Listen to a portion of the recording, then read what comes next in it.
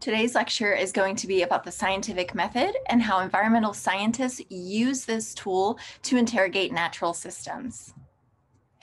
So first, of course, we need to ask, what is science? And we know that science is a process for producing knowledge that's based on observations. We use these observations to test hypotheses and establish theories, and all of this helps us understand the world around us.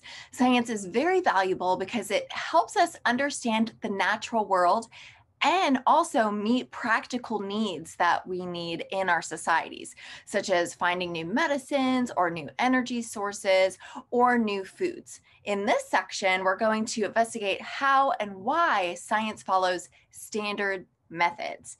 And the benefit of the scientific thinking process is that it searches for testable evidence that is crucial to environmental science. And of course, as our evidence improves, we can seek better answers to important questions. So how do we formulate these hypotheses and make observations? We do this through both deductive and inductive reasoning. So deductive reasoning, this allows us to draw conclusions from general laws that are known to be true. So deductive reasoning follows from an idea that springs forth to observations that we make. So we have an idea, let's go seek out observations that confirm or reject that idea. And then finally, we, from this suite of observations, can draw a conclusion. So for this example, the general idea that we know to be true, the general law, is that all men are mortal. We know that Jason is a man.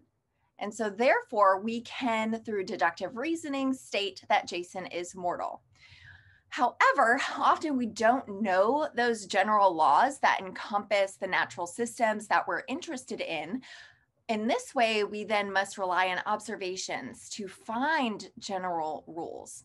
And so in this way, we introduce the idea of inductive reasoning. This is reasoning from many observations to produce a general rule or a law. So although deductive reasoning up here is probably more logically sound than inductive reasoning, it only works when we know that our general laws are correct. And oftentimes we don't know that for sure. So here is a general flow path of an inductive reasoning. We have an observation. So we observe, for example, that every time we eat peanuts, we tend to break out, okay? So that is our base observation. We then perform an analysis on this observation. We know that breaking out is a symptom of being allergic to something. And so therefore, we can formulate a theory or a hypothesis. A theory only becomes a theory after rigorous testing. We can formulate a hypothesis that perhaps I'm allergic to peanuts. And so you would then test that by going to the doctor, getting an allergy test, and confirming that hypothesis. So through inductive reasoning, we were able to come to the idea that we're perhaps allergic to peanuts. So of course, there are biases and methodological errors in a lot of our inductive and deductive reasoning processes. Therefore, we have to follow a strict guidebook that allows us to rigorously test those ideas that we come up with. This, of course, is called the scientific method, and it ends in a peer review process, which is an essential part of ensuring that all scientists and their work maintain good standards in study design, data collection, and interpretation of results. So here's just a quick and dirty of what the scientific method is. First, we identify a question, and then we can form a testable hypothesis. And we'll talk about the emphasis of that word testable. We then develop a test for that specific hypothesis. We collect the data. We interpret the results. Now, depending upon what we find in our results, we might have to go back to step 2 and refine and revise that original hypothesis. It's good that we tested that original hypothesis because, hey, now we know it doesn't work. It gives us a jumping off point Failure, as I like to say, is a fantastic redirection tool. So we can harness that tool to go back to step 2, formulate a new testable hypothesis, test it in the lab or the field, and then go all the way through. Now, once we have interpreted our results where we can either reject our hypothesis or accept our hypothesis, we then put that report out for peer review.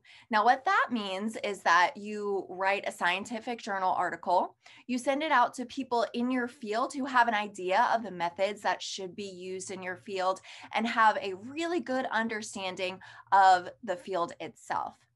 They review your work, send you back what they want to see changed, and then you must change what they want in order for it to finally get published. The peer review process is pretty brutal. It can take, a whole year to get your scientific work published.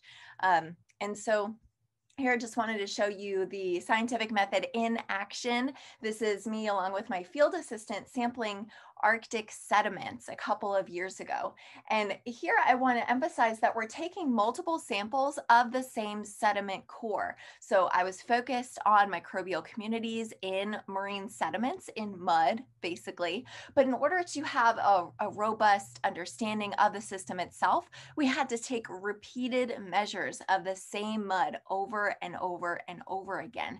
That way, once we are able to interpret our results and send it out to peer review, we know that, we did our due diligence in making sure that the trends that we observe are accurate. So the scientific method is based upon a couple of principles, and we should all have a base understanding of these principles, not only as scientists, but also as scientifically literate people. All right, the first thing that we need to cover is called empiricism. Empiricism allows us to learn about the world through careful observation of empirical phenomena. The word empirical simply means real and measurable. There's a way for you to measure it. We can expect to understand fundamental processes and natural laws through observation. Therefore, if it's outside of the realm of being measurable, it is not empirical, and therefore science cannot study it. Another thing we need to understand is this idea of uniformitarianism. All right, that's a pretty big word, just to mean that the present is the key to the past. So basic patterns and processes are uniform across time and space. The forces that are at work today that we can observe are the same ones that have shaped the world in the past, and they will continue to do so in the future. So the idea here is best applied to geological systems when we're understanding the deposition of sediments. So here, different rock strata or layers of rock in a formation, they demonstrate very clearly that geological processes that are still occurring today can add up over long periods of time to cause great change. Okay, so uniformitarianism. The next thing that we need to understand is proof is pretty elusive. We rarely expect in science to provide absolute proof of a hypothesis or a theory.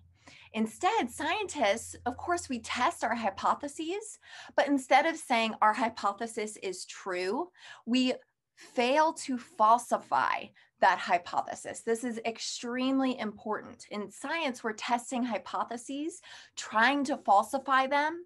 If we fail to falsify them, then we have to accept those hypotheses. We don't say that my hypothesis is absolute proof that this is happening. We just failed to falsify that hypothesis. This is the reason why even after many, many decades of consistent testing by multiple avenues, that evolution, biological evolution, is still considered a theory. It's because we can never provide absolute proof in science. That is just not what we do. Testable questions. This is extremely important when designing experiments and developing our hypotheses. To find out whether a hypothesis is correct, if we can accept it or not accept it, it has to be tested. Therefore, we formulate testable hypotheses. If a hypothesis cannot be tested, again, it's not science. We're not able to make observations or measurements. It's simply not science. So let's go to a few examples of what a testable hypothesis is and is not. Here's an example of a testable hypothesis. So my hypothesis is that students who take notes during lectures have higher grades than students who do not. This is testable because it is possible to compare the grades of students who do and students who do not take notes. And then, of course, I can analyze the resulting data. Another person could, in theory, conduct the same research and come up with the same results. They might have a different pool of students, but again, the methodology should be repeatable and reproducible. Now, it's typically easier to disprove a null hypothesis than to accept a hypothesis on its own. So what I mean by a null hypothesis is that this is the hypothesis of no effect. The null hypothesis is a hypothesis of no effect. This is what statistical analyses are carried out on. So when we're running statistical tests as scientists, we're not actually testing the hypothesis itself. We're testing the hypothesis of no effect, the null hypothesis. So in this example, the null hypothesis would be the act of note-taking by students will have no effect on their grades. And we usually can accept that we have failed to falsify our hypothesis if we have statistical certainty that 95% of our observations are not through random chance alone. Okay, so that threshold is usually very, very high for scientific studies, about 95% confidence that random chance alone is not responsible for our results. So this is an example of a testable hypothesis. What about something that's not testable? There are lots and lots and lots of examples that I can come up with, but a non-testable hypothesis is something that looks like this. Goldfish make better pets than guinea pigs. Okay. So this is, of course, a little bit of a different situation than the previous slide.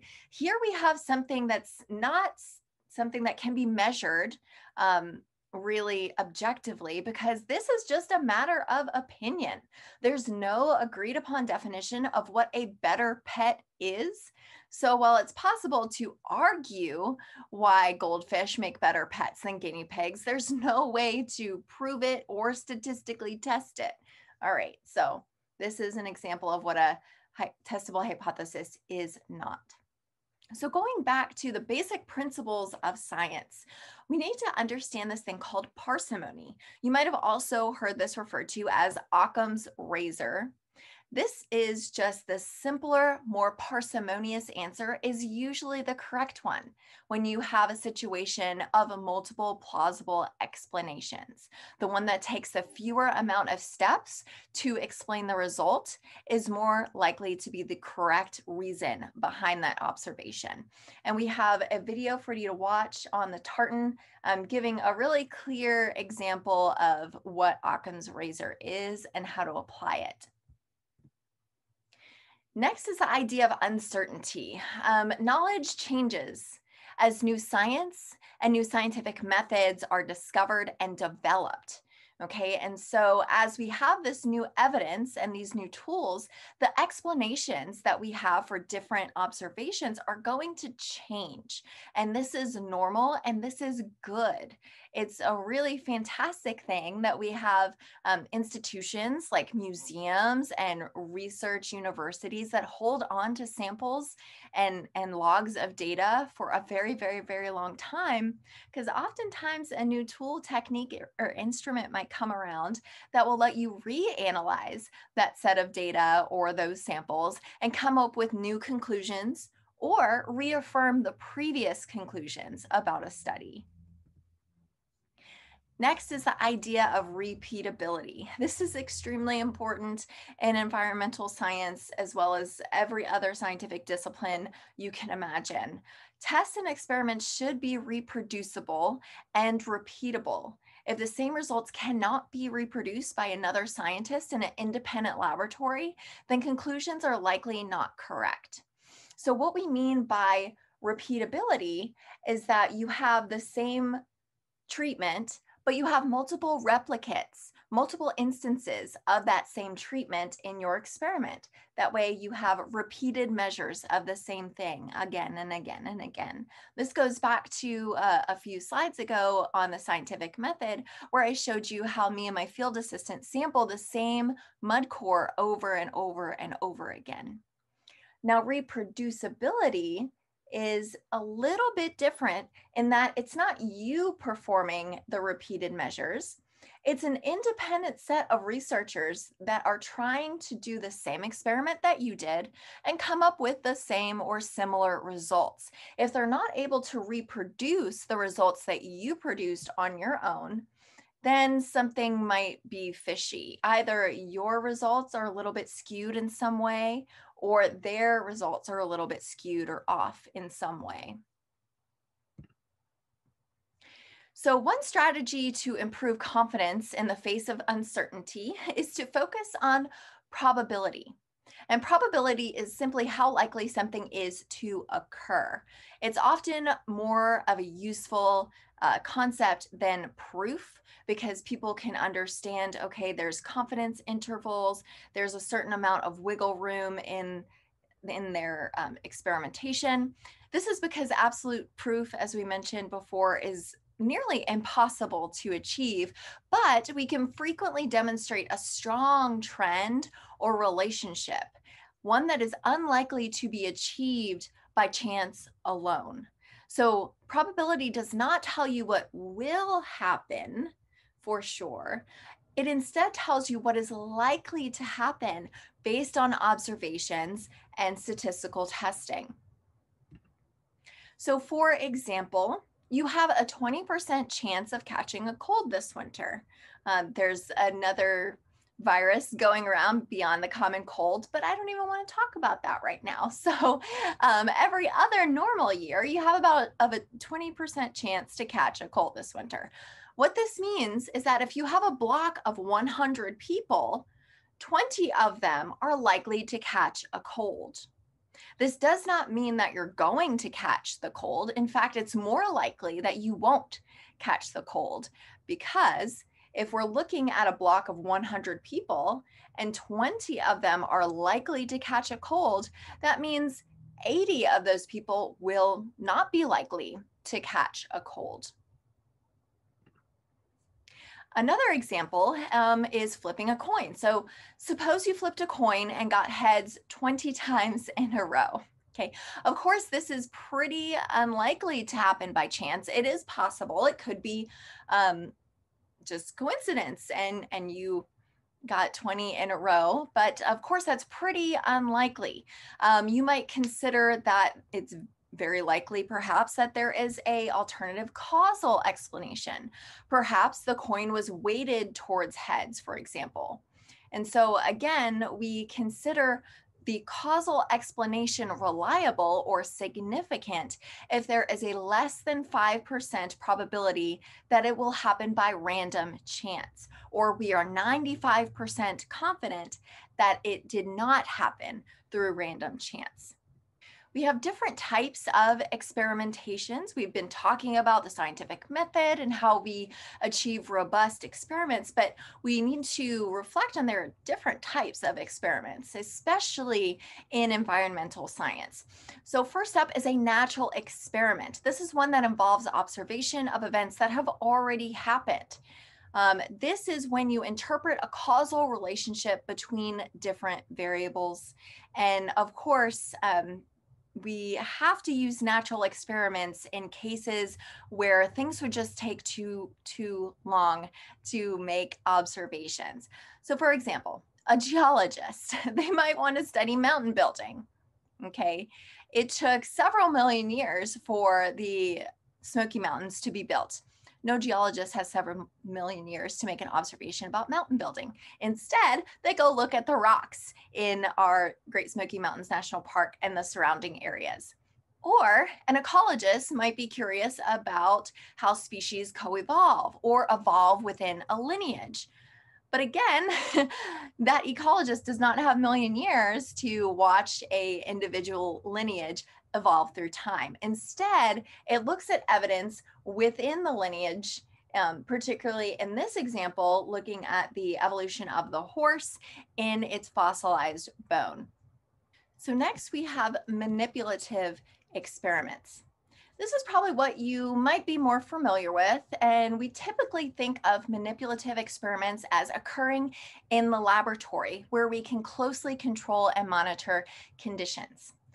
This is the suite of experiments where we deliberately alter one variable while holding all other variables constant. So for example, if we were interested in the effect that contaminants have on tadpole development, we might set up something that looks like this, where we have a number of different buckets. All of them contain tadpoles from the same source. All of them contain the same type of water, perhaps also from the natural environment from which the tadpoles came. We would then introduce treatment groups. What we mean by treatment groups are different levels of contaminants in different buckets. So we might have a bucket that has, a little bit of contaminant. The next bucket might have twice as much. The next bucket might have 3 times as much. But what's important is to also have a bucket where no contaminants are added at all. Okay. At the end of the experiment, we would compare the level of mutations in our tadpoles between the treatment groups to the control group. Okay. Within this experiment, in addition to the control and treatment groups, we also have something called the independent and the dependent variables.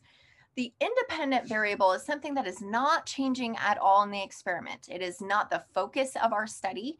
Therefore, we're keeping it controlled. This is something like light intensity or temperature of the tank, pH, time of day that we sample. The dependent variable, on the other hand, is what is being altered in the treatment group, and that is the level of contamination. Next is coupled to manipulative experiments, but these are experiments that will increasingly reduce the amount of experimenter bias.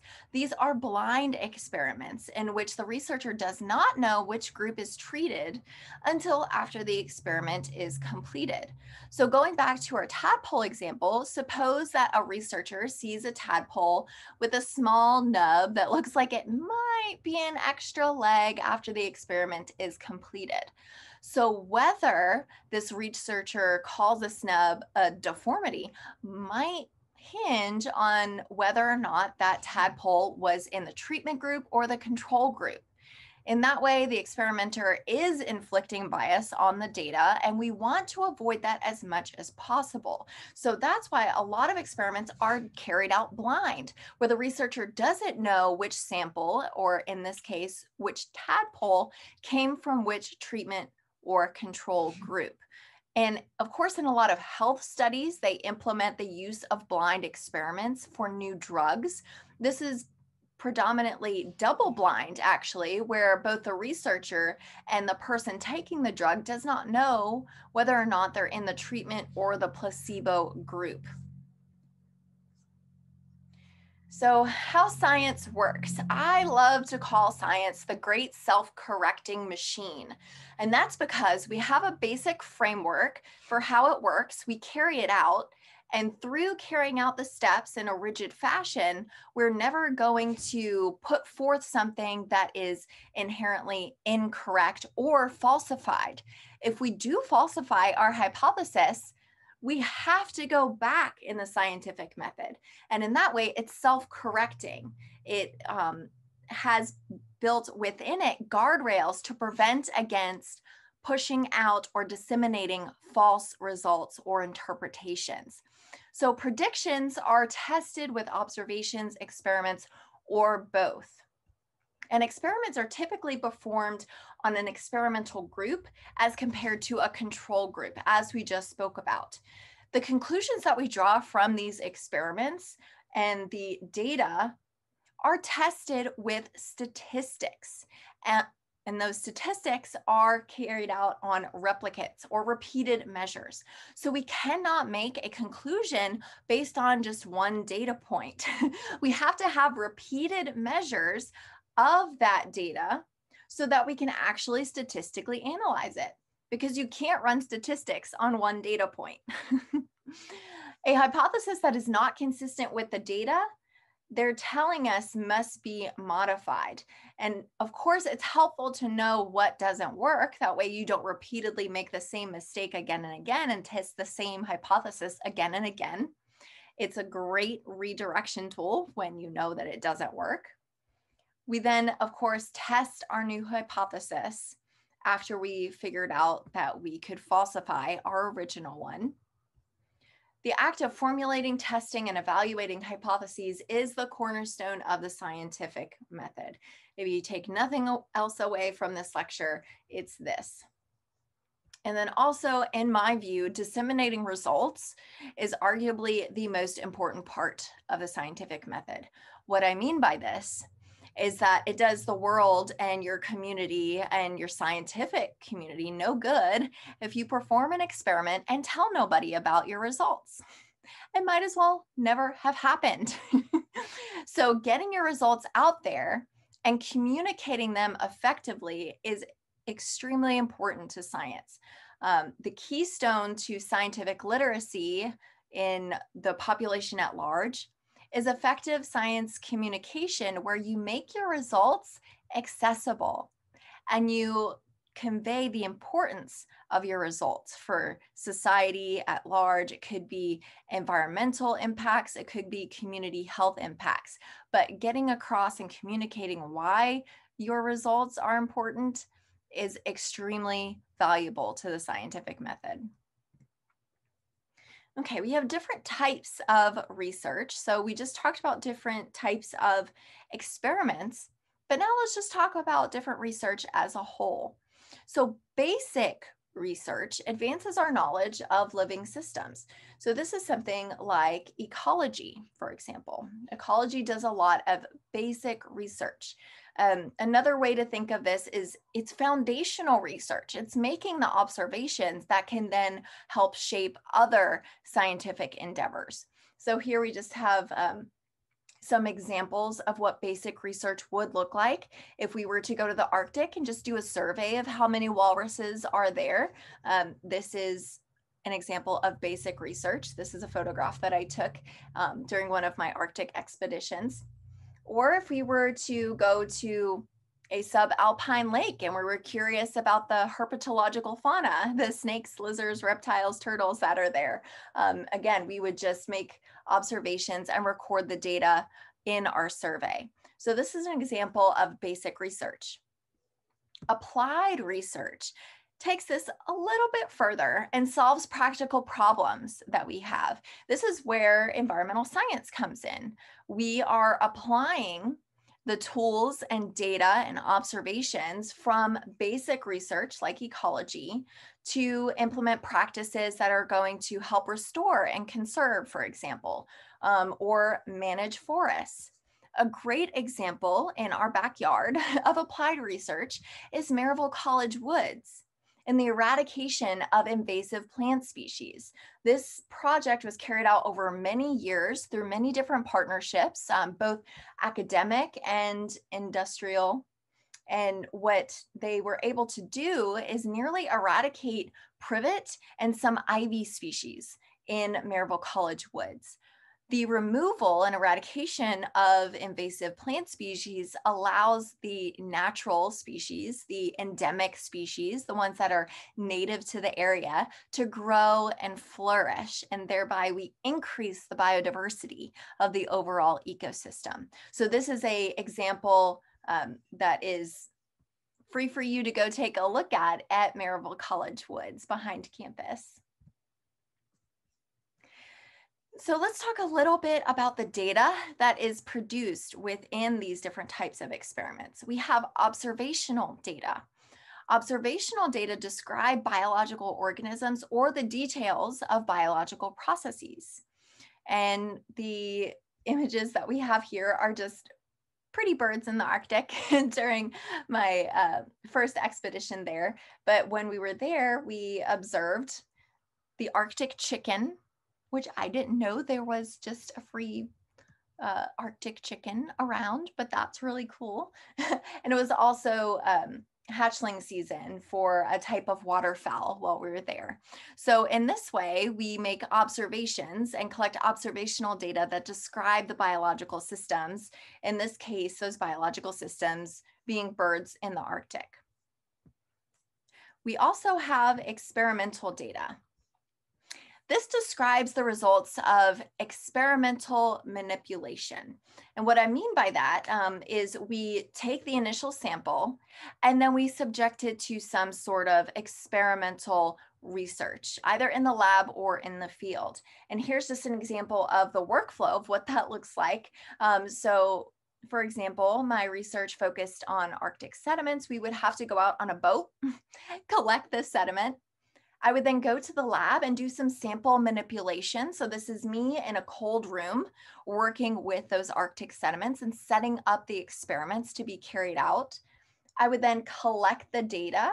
Here is a syringe that's stuck in one of my microbial incubations where I had a bottle of mud collected from the field and I added some sort of nutrient substrate to it. And then finally, we need to collect the data and analyze the results. So from this type of data, I turned it into something to analyze in the computer and then do statistical analyses to understand underlying trends and patterns in my data. And this is a photo of me that my PhD advisor included in her 2019 TED Talk. She, of course, had to use one of the back of my head. But this just goes to show that it's a long slog and it takes many, many hours to analyze scientific data from experiments. So shifting gears a little bit, let's talk about where ideas about the environment come from. Many of our current responses to the changes in the environment are rooted in the writings of relatively recent environmental thinkers. For simplicity, we can group their work into 4 distinct stages that are actually not mutually exclusive. In some ways, they are complementary to each other. And you yourself, when you're reading about them in your textbook, might embrace all of them simultaneously. It's up to you to read about them and decide how you feel and what type of philosophy in terms of the environment that you embrace. So consider what you agree with and what you find most appealing as you read this section in your textbook. So these 4 stages can be summed up as follows: resource conservation for optimal use, nature preservation for moral or aesthetic reasons, concern over health and ecological consequences of pollution, and then also global environmental citizenship. So first, let's talk about optimal use. This is founded upon Theodore Roosevelt's idea that forests should be saved to provide homes and jobs for future generations. Roosevelt was the pragmatic, utilitarian conservationist. Both he and Pinchot argued that forests should be saved not because they're beautiful or because they shelter wild creatures for the wilderness, but only to provide homes and jobs. So that's the utilitarian concept of their idea. And so because of this idea, this philosophy, this utilitarian philosophy, they developed the idea of a national forest. And this is why today we have so many natural forests that are protected. We have national parks that are protected, as well as wildlife refuge system.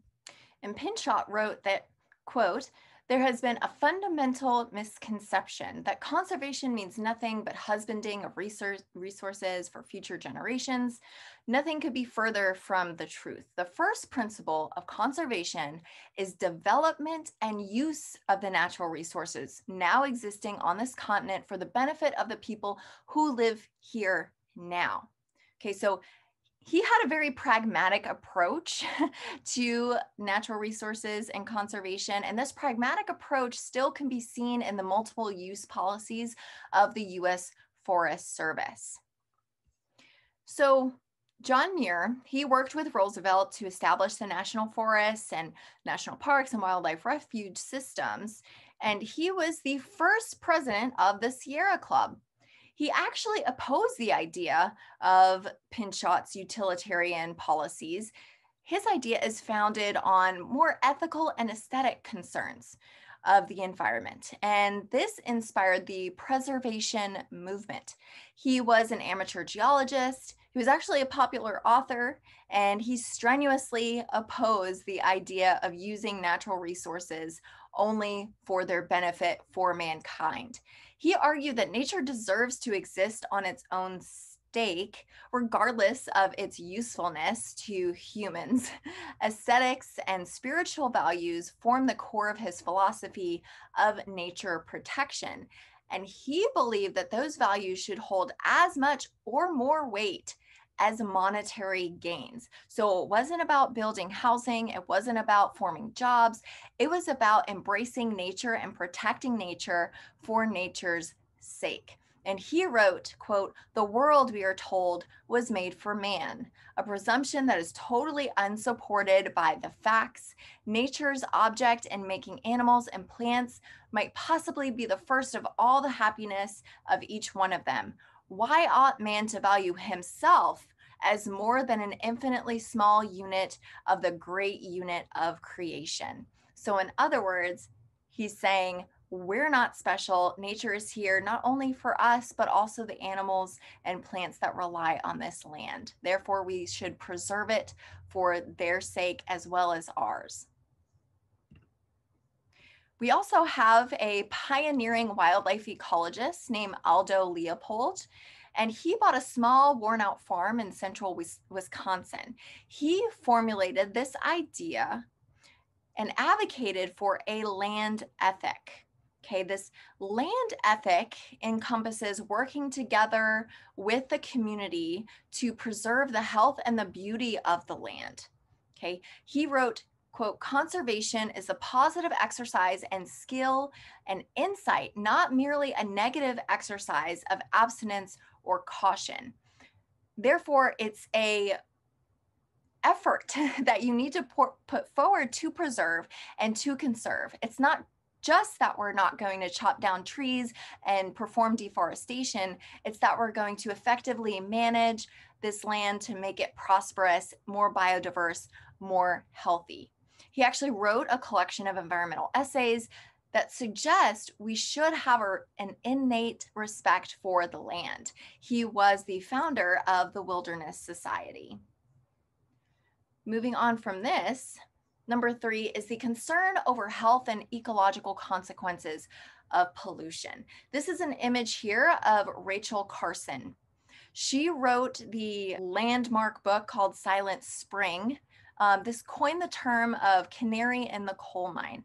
Once we start seeing habitats be destroyed or ecological interactions fall away, that might be a cause for concern in terms of human health and human populations.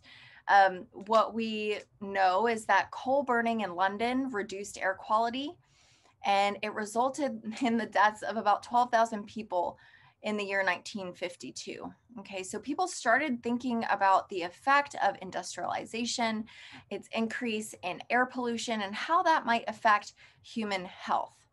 And in response to pollution from the chemical industries after World War II, she published this book. It came out in 1962, and it is still widely popular and widely read by environmental conservationists and ecologists and environmental scientists, and it launched the modern environmental movement.